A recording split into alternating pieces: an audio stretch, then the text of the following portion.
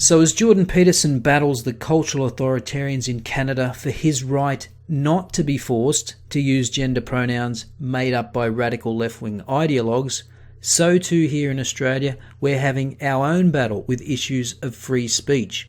Only the source of our problems are already enshrined in law.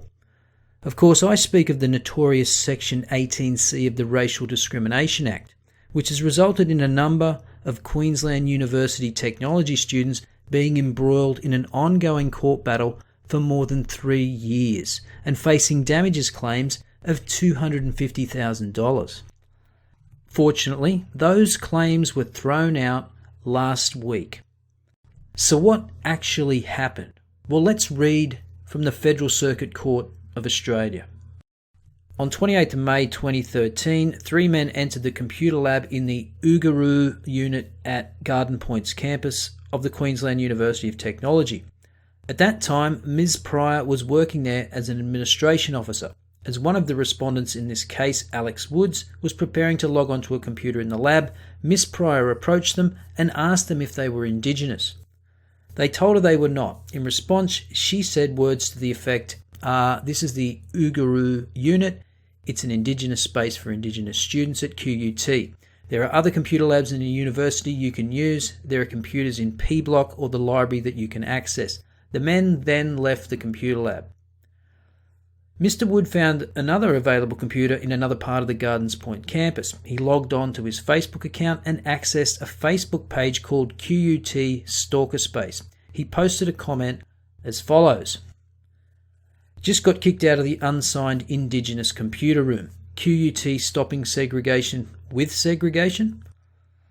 Now there were other comments like, I wonder where the white supremacist computer lab is. And, today's your lucky day. Join the white supremacist group and we'll take care of your every need.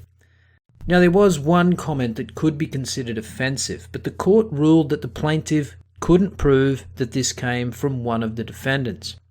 So like most rational people, you're probably thinking, how could those kind of comments possibly land someone in court facing $250,000 in damages?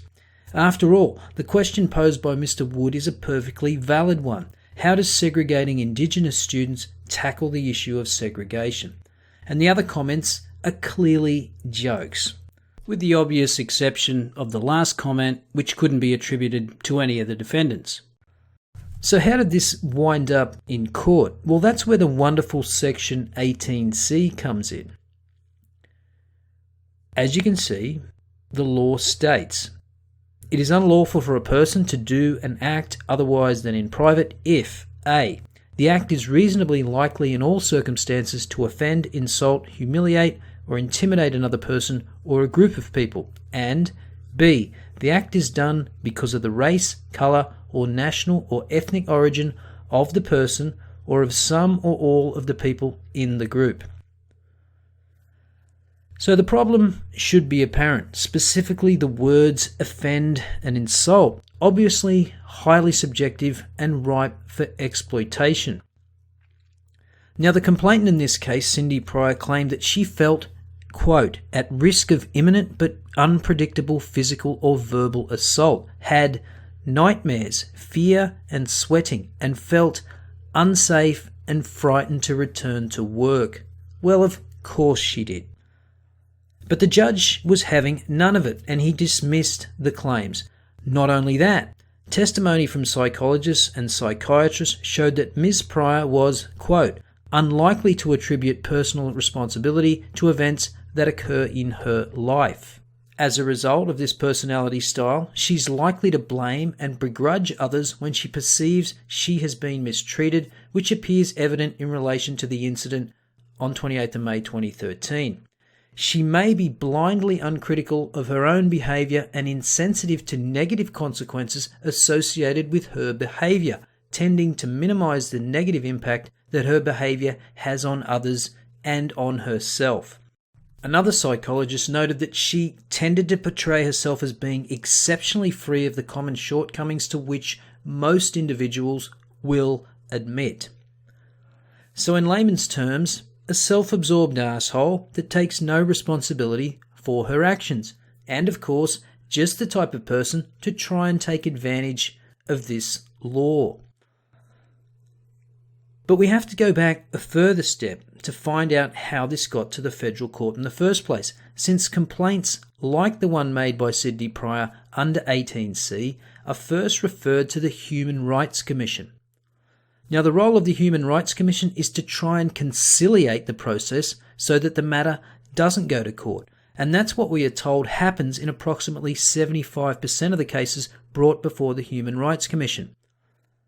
But if the role of the Human Rights Commission is to conciliate disputes, why did it take them 14 months after the complaint was lodged to tell the defendants, and even then, less than a week before the conciliation meeting was due to take place?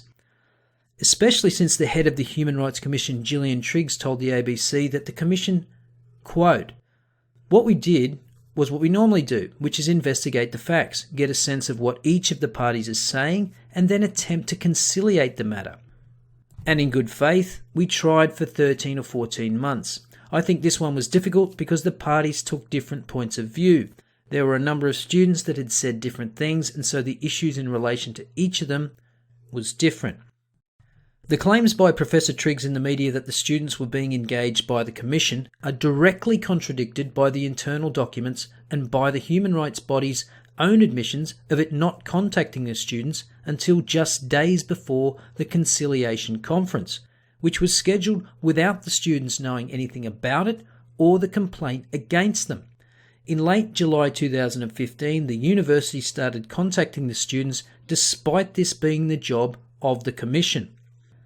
One of the students involved in the case, Callum Thwaites, told the Australian Today, "They never had any contact with us. I never received one piece of correspondence from the Commission. There's absolutely no truth in what she said about that last night on 7:30 and to Fairfax Media. She was claiming that the students were being consulted from the start by the Commission and that there was this good faith dialogue, but that is completely false. How can there be anything done in good faith when we don't know there is even a complaint against us for 14 months, and only hear about it when they're about to start a conciliation conference with Cindy Pryor and the university? The Commission itself has admitted in its own documents in response to our complaint that we were not told. Professor Triggs needs to admit that she has been misleading the public on this. The documents do not lie, and they are the Commission's own internal documents and their legal letters. Now, this is not the first time that Gillian Triggs has misled the public. Check out this little exchange. Is a detention facility a jail? The Immigration Minister and the President of the Human Rights Commission have clashed over that question. Scott Morrison took exception to suggestions that asylum seekers are effectively imprisoned on Christmas Island. Political correspondent Mark Simkin reports. The facility's gated and guarded. It looks like a prison. The detainees say it feels like a prison, but is it a prison? The people on Christmas Island are being detained in a prison, effectively. Can I just really take offence at some of those emotive statements yet again? It is not fair to characterise the detention system as a jail. I've been there 3 times. You cannot get into any of the sections without going through armed guards, etc., etc. I don't need to do. We do not have armed guards. To describe we do those not have armed guards, as not prisons. We do not have armed guards, President. I'd like you to acknowledge that. Gillian Triggs wouldn't acknowledge that, and the Minister pounced. Are you suggesting that Long Bay Jail is the same as a pool-fenced Phosphate Hill on Christmas Island? I would like to move on, but basically I have been a practising lawyer since I was 22 years old, and I've been to many prisons, and I know a prison when I see it. Well, Madam President, I've just asked you. So you're telling me that the Phosphate Hill compound on Christmas Island is the same as Long Bay Jail? I'm not saying they're equivalent. I'm saying that the we can move prison on then, facilities... I think, Madam President. Thank you. Triggs also said that she had been misquoted in a report that said she'd described senators as seriously ill-informed and uneducated. When told her interview had been recorded, she admitted the report was accurate. And there have been several other instances where Triggs has been loose with the truth. I'll link to an article that details her list of misdeeds below. Now, Immigration Minister Peter Dutton has been calling for Triggs' resignation, and if she has any decency, she would resign. But there is some good news. Some of the QUT students have launched a defamation suit against Triggs over her claims that the Commission had acted in good faith, and further because Triggs said in that same ABC interview that, quote, "While some cases were vexatious or frivolous, this was one that had a level of substance. The complaints were ones that attracted a certain measure of concern about the nature of the comments that were made," she said. "I won't repeat the language, but it was worrying and troubling." So if the head of the HRC thinks those comments were troubling, I think that's enough proof that she's not fit to hold this position. It's time for Triggs to go and for 18C to be amended or repealed altogether.